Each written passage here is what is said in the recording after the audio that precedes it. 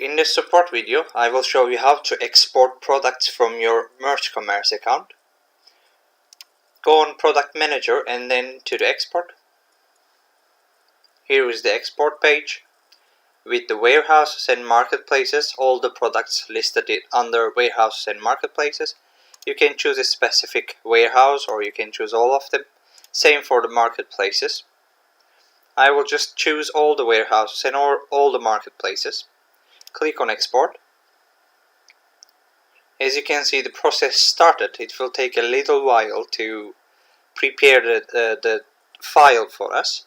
Over here you can see the export history. As you can see, now it's ready. Click on download. And the CSV file is right over here.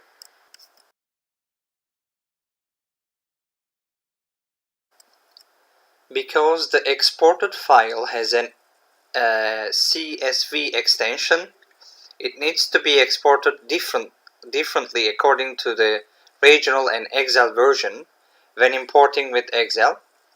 Excel automatic column definition feature should be disabled, and now I will show you how to do that. Go on your Excel page, then click on Data, New Query, and then Query Options. Then here on the left corner you can see Data Load. Click on that one and type detection, automatically detected column types. Disable this option and then click OK. Then you go and open your CSV file from text, and you go find your file here and you click on import. You can choose the options here, but mostly it's coming set already, so you don't need to do anything else. Just click on next and finish. And starting from A1 column, here is the products listed in my MergeCommerce account.